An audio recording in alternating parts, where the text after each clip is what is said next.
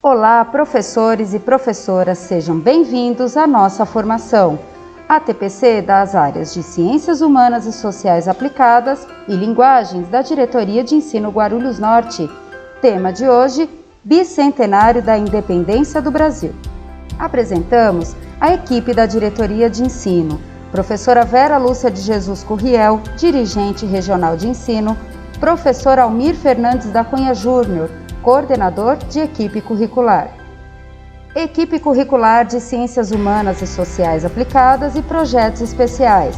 Professoras especialistas em currículo, professora Ana Paula, de História, professora Elaine Bifulco, Sociologia, professora Fabiane, Projetos Especiais.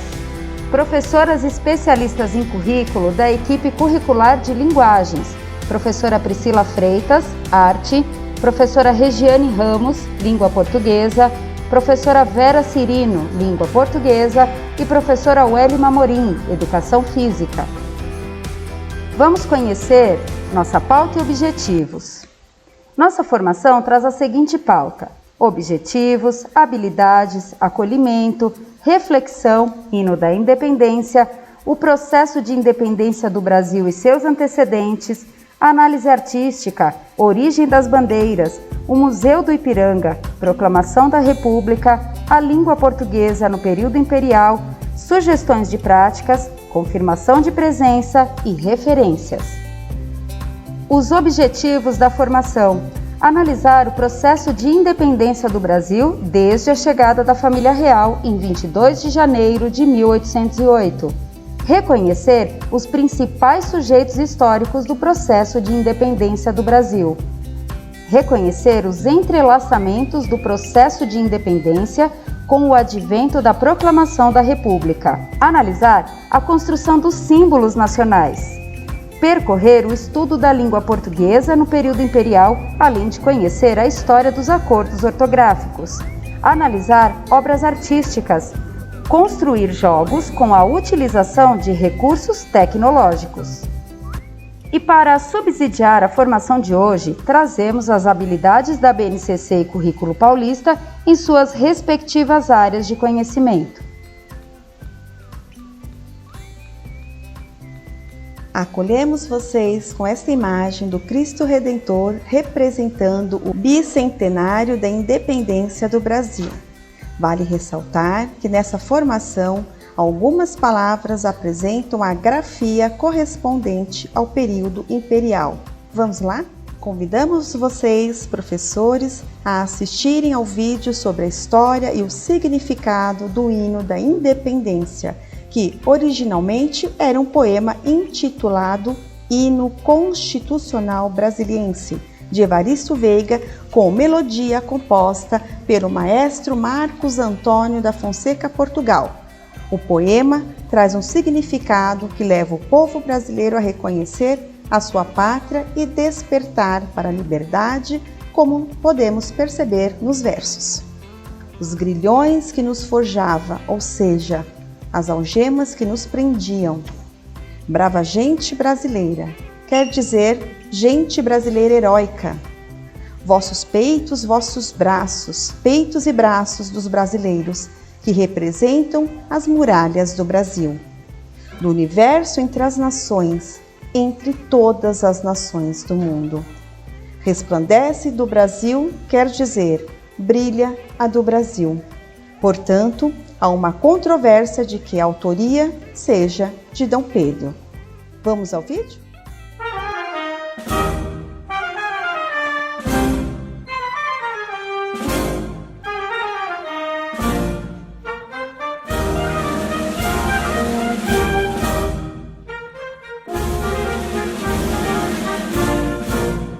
Já podeis da pátria, filhos, respondendo a mãe gentil.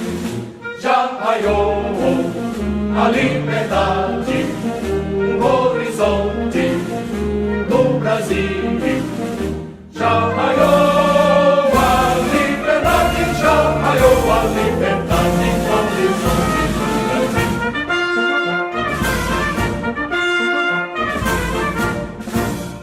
Brava gente brasileira,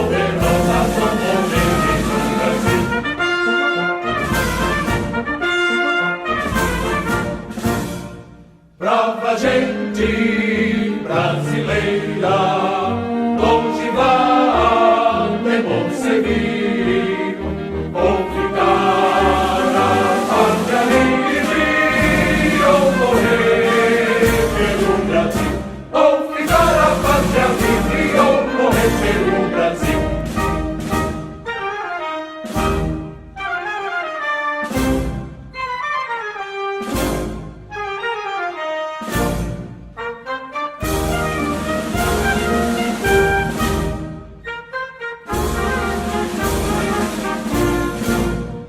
Não tem mais índias falanges que apresentam vossos rios, vossos peitos, vossos braços são muralhas do Brasil. Vossos peitos, vossos braços, vossos peitos, vossos braços são muralhas do Brasil.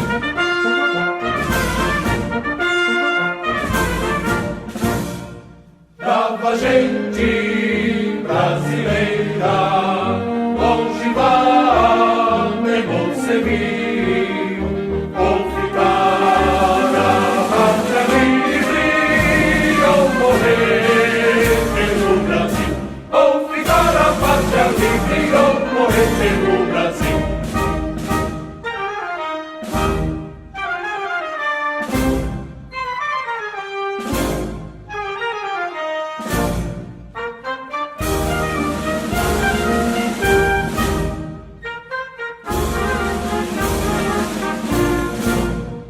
Parabéns, ó brasileiros, já com garbo juvenil do universo, entre as nações, resplandece a do Brasil.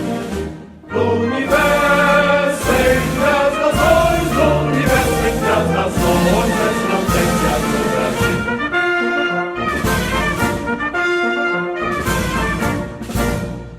Brava gente brasileira, longe vai concebido, ou ficar a pátria livre, ou morrer pelo Brasil, ou ficar a pátria livre, ou morrer pelo Brasil.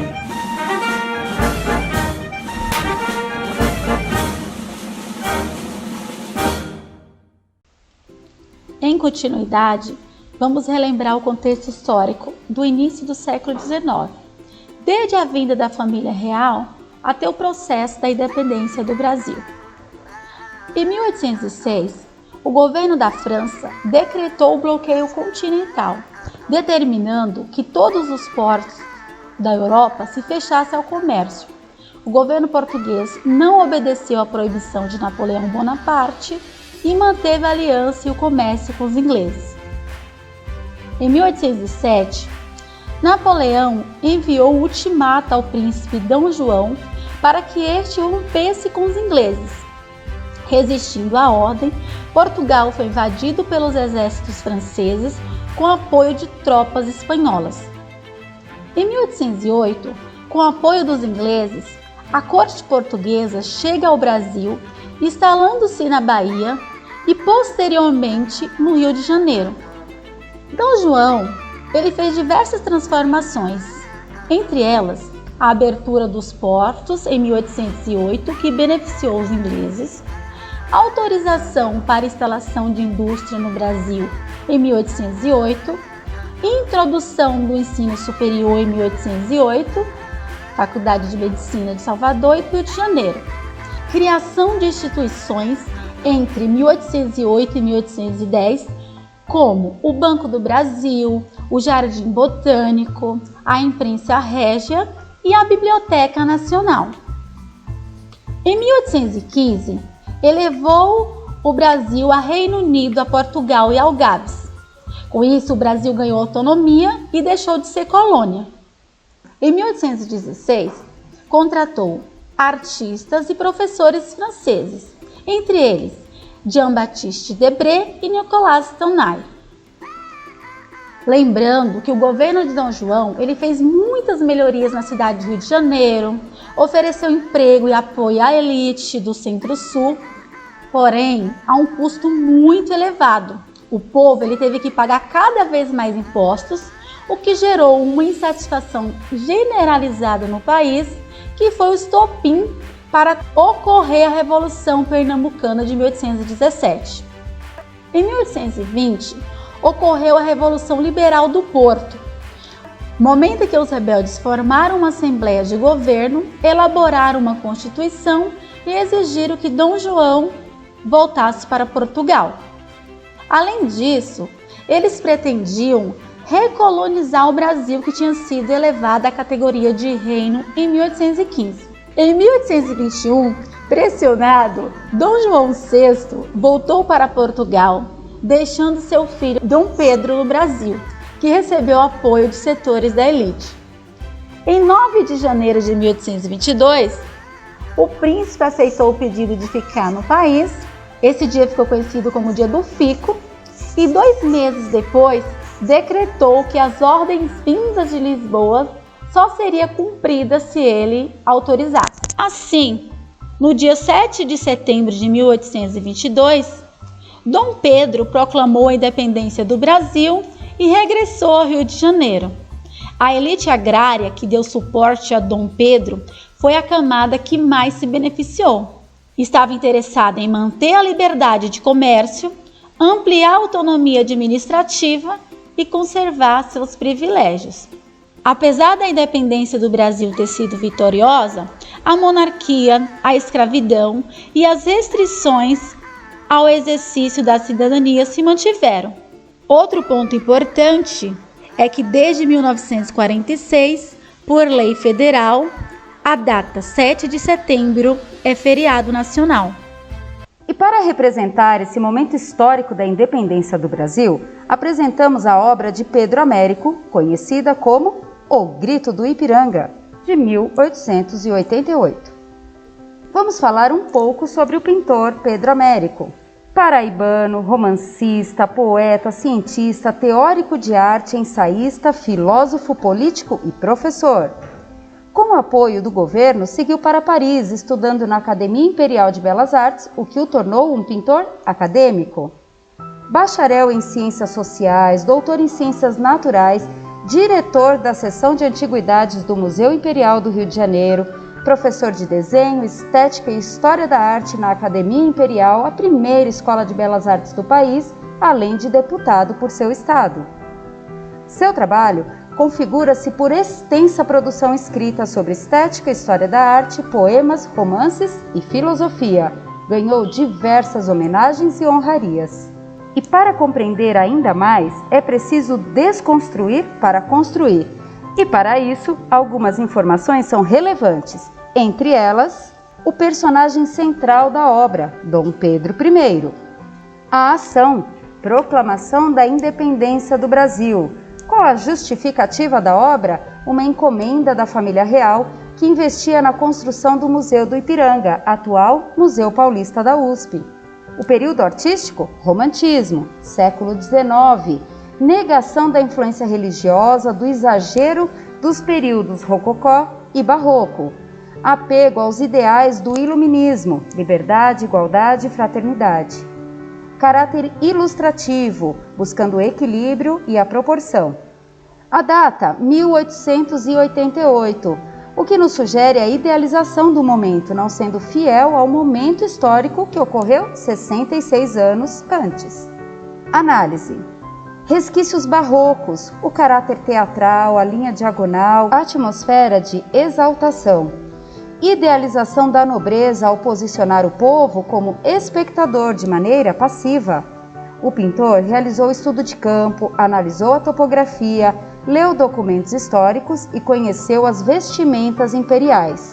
Provavelmente, na cena original haviam mulas ao invés de cavalos, pois eram mais resistentes a esse tipo de expedição. Vamos aos detalhes da obra. Nesta parte, em destaque, podemos perceber Dom Pedro com trajes de gala, seguido por sua comitiva também a cavalo e com trajes especiais. Logo abaixo temos a imagem de um camponês como espectador da cena. À frente de Dom Pedro, a guarda, que era inexistente à época. Encontramos uma casa que simboliza o local de repouso das tropas, porém não existia na data da proclamação. E pensando na topografia, aparece no quadro onde hoje é a Casa do Grito. É possível notar uma estrutura triangular, direcionando o olhar ao ápice da cena. Sabendo-se que Pedro Américo foi altamente influenciado pela arte francesa, trazemos 2 comparativos. A obra A Liberdade Guiando o Povo, de 1830, do francês Eugène Delacroix, que retrata a Revolução de 1830 e não a Revolução Francesa de 1789, como muitos confundem. Nela, a figura feminina aparece de maneira metafórica, simboliza a liberdade, além de fazer um resgate das antigas esculturas gregas, como observamos por meio do peito nu. A estrutura triangular guia o nosso olhar para a bandeira, o ápice da temática. Já nesta obra, intitulada 1807 Friedland, de autoria de Jean-Louis Ernest Meissonier, retrata outro momento histórico, a vitória de Napoleão Bonaparte na Batalha de Friedland, que ocorreu em 1807. A estrutura triangular repete-se também, guiando o nosso olhar para o personagem central, Napoleão Bonaparte. Plágio ou inspiração? Há especulações acerca da originalidade da obra Independência ou Morte de Pedro Américo, sendo negado o plágio pelo artista.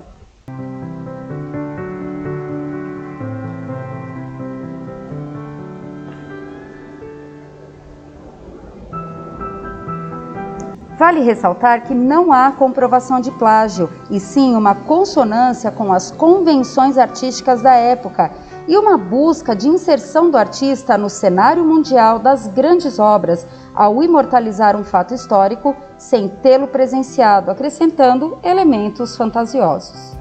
Neste momento, trazemos a origem das bandeiras, considerada um símbolo nacional que emblema o sentimento de pertencimento de uma nação. E, para além disso, simbolizam o patriotismo, o sentimento de amor, de orgulho e de devoção à pátria.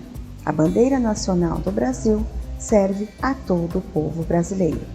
Outro símbolo nacional é o hino da independência, que já foi apresentado nesta formação. A bandeira do Brasil Império, desenhada pelo pintor francês Jean-Baptiste Debré, de formato retangular e com fundo verde, tinha no centro um losango amarelo e dentro dele o brasão nacional. O distintivo consistia em um escudo verde, tendo ao centro a esfera armilar e a cruz da Ordem de Cristo em vermelho. E as principais mudanças foram o tamanho do losango redimensionado, o símbolo de armas do Império trocado pela esfera republicana de cor azul, lema positivista, ordem e progresso, escrito em letras verdes numa faixa branca. E na esfera azul foram adicionadas estrelas representando os estados brasileiros. Em relação à bandeira do Brasil, a origem das cores está relacionada com a história de Portugal, sendo que a cor verde simbolizaria a Casa de Bragança de Dom Pedro I, e o amarelo faria referência à Casa de Habsburgo de Dona Leopoldina. Conforme os historiadores Mari Del Priore e Paulo Resulti, a interpretação das cores da bandeira brasileira serem uma homenagem às riquezas naturais do país não é uma referência aceita, por não ter um nexo histórico. Assim, apresentamos o Museu Paulista, também conhecido como Museu do Ipiranga, a sua importância no cenário da independência do Brasil. Em agosto de 2013, o Museu do Ipiranga foi fechado ao público para obras, restauros e reparos. O edifício monumento, tombado pelo Patrimônio Histórico Municipal, Estadual e Federal, foi totalmente restaurado em sua fachada e no interior, com o dobro da área construída e o triplo de capacidade expositiva. O museu foi reaberto oficialmente em 7 de setembro de 2022, como parte das comemorações do bicentenário da independência. E é nele que se encontra a obra Independência ou Morte, de Pedro Américo. Neste momento, vamos refletir sobre o processo de independência pelo qual Dom Pedro declarou que o Brasil não pertencia mais a Portugal, e a proclamação da República que foi declarada por Marechal Deodoro da Fonseca, que o Brasil deixaria de ser um reino e passaria a ser uma república. E conforme as citações de José Murilo de Carvalho, podemos evidenciar que a república a qual fora proclamada não continha em sua essência interesse de inserção política das diversas camadas sociais que compunham a sociedade brasileira, ressaltando que os interesses de tal evento estavam alinhados às aspirações e conspirações das elites dominantes.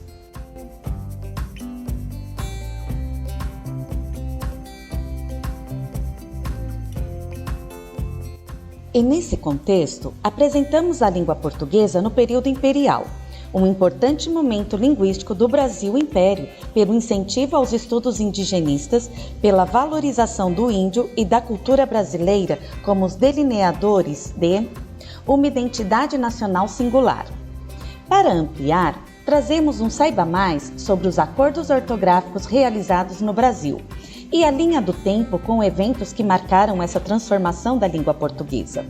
Relembramos que algumas palavras apresentam uma grafia correspondente ao período imperial.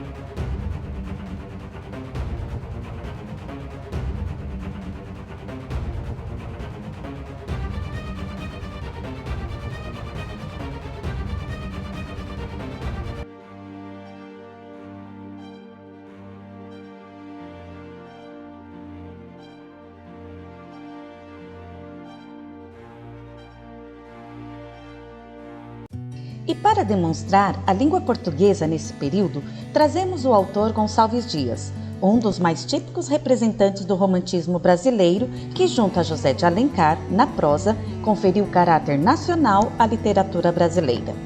E exemplo disso é o Hino Nacional Brasileiro, que apresenta um trecho da Canção do Exílio de Gonçalves Dias, sabendo-se que o primeiro verso aparece na íntegra e o segundo com adaptação, como vemos: nossa vida no teu seio, mais amores.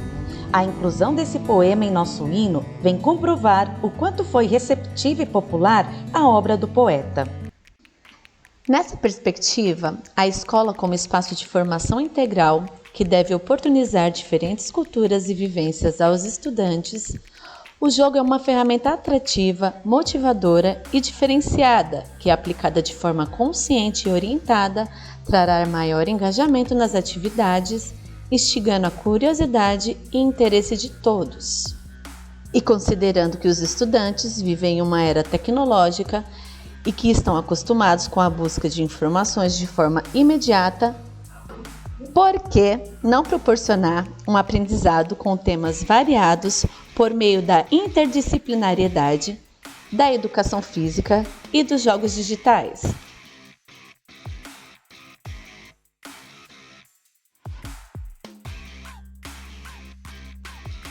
Para isso, apresentamos as sugestões de práticas para os componentes curriculares por meio da metodologia ativa gamificação, com foco na utilização de tecnologia para o desenvolvimento da atividade. E para essa atividade, propomos a utilização do site WordWall. Com essa ferramenta, vocês, professores, poderão criar facilmente jogos online para trabalhar o seu conteúdo com os estudantes de forma lúdica e divertida. Convidamos vocês, professores, a assistirem ao vídeo explicativo de como acessar e criar os jogos. Iremos mostrar nesse vídeo como criar um jogo utilizando este site wordwall.net. O link estará disponível na descrição do vídeo e no material enviado. Ao acessarem o link, os senhores entrarão nesta página inicial. Cliquem no botão Inscreva-se para começar a criar. Em seguida, o site pede para acessar. Pode ser através de uma conta Google ou criar uma outra conta. Vou tentar criar uma conta.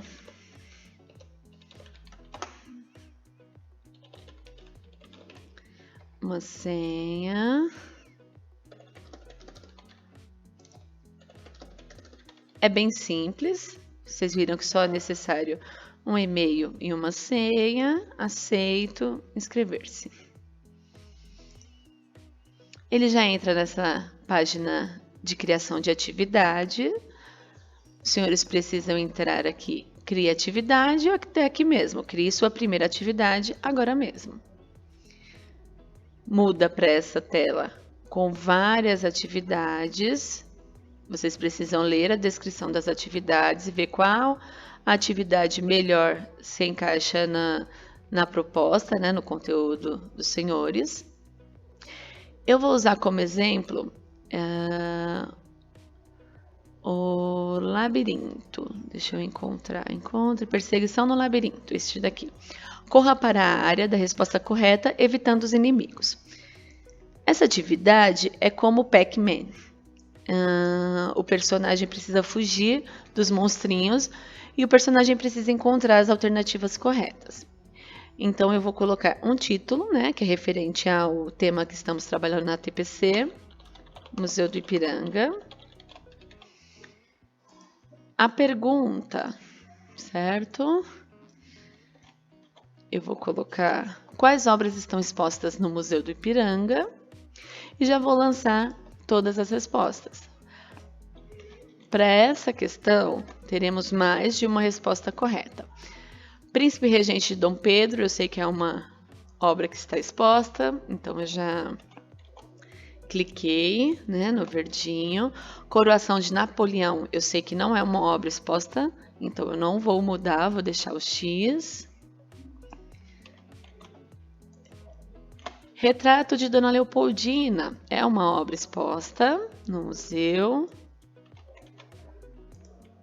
Independência ou Morte, também é uma obra exposta no museu. Anunciação não é uma obra que está no Museu do Ipiranga, então não vou mudar. Inundação da Várzea do Carmo é uma obra exposta. Aqui embaixo apareceu, os alunos devem selecionar uma resposta correta ou todas as respostas corretas. Eu quero que ele selecione todas as respostas corretas. Ele precisa procurar todas. Essa é a nossa primeira pergunta, mas eu posso adicionar a segunda, a terceira e assim por diante. Certo? Então, vamos ver como ficou concluído. Já vai entrar aqui na nossa atividade. O título Museu do Ipiranga, começar. É um labirinto, o personagem vai estar no centro e os monstrinhos estão perseguindo ele. Então, eu vou procurar aqui as alternativas corretas e fugir dos monstrinhos. Retrato de Dona Leopoldina, correto. Então, ele já sai, vamos procurar outro. Príncipe Regente, correto. Inundação da Várzea do Carmo, correto. Falta só mais uma.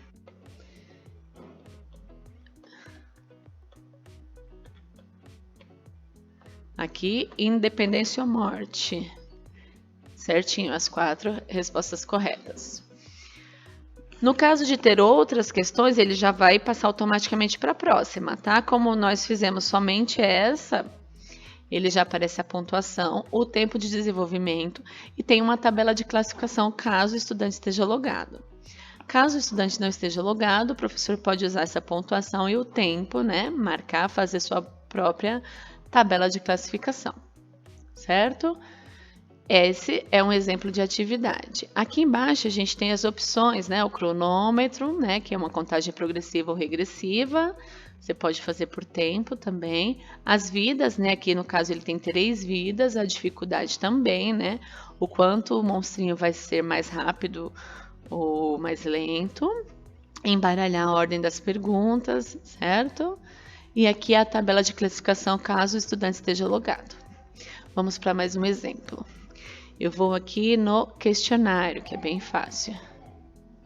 Questionário, vamos usar uma atividade, por exemplo, de educação física. Educação física. Uma pergunta. Quais esportes de rede, que utilizam rede, né? No caso, vou colocar quais esportes de rede, só como exemplo. Voleibol, eu já sei que é uma opção correta. Futsal, basquetebol, handball. Poderia colocar mais de uma opção correta também, mas eu vou colocar somente uma. Posso adicionar outras questões, né? Para desenvolver várias perguntas. E vou concluir para ver como que fica a atividade. Educação física como título, começar. É bem simples. Quais esportes de rede? Então, ele aparece as opções e vou clicar na opção errada, handball. Ele aparece já errado, não pontua. Se tivesse outras questões, iria para a próxima já automaticamente. Aqui, ó, ele também tem as mesmas opções, a única diferença é a marcação, que é prosseguir automaticamente após a marcação. E é isso, também gera uma tabela de classificação com pontuação e tempo de desenvolvimento. É bem simples, as atividades são bem fáceis de serem desenvolvidas e temos muitas opções grátis. É isso, espero que tenha ajudado, espero que tenham gostado e até a próxima. Obrigada!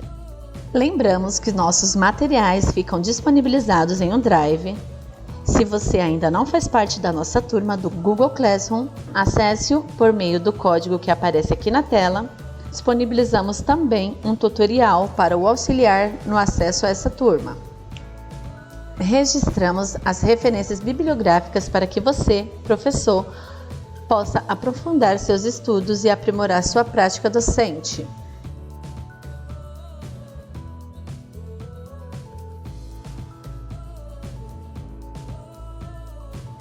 Reforçamos a importância de registrar a presença na sede e realizar a avaliação.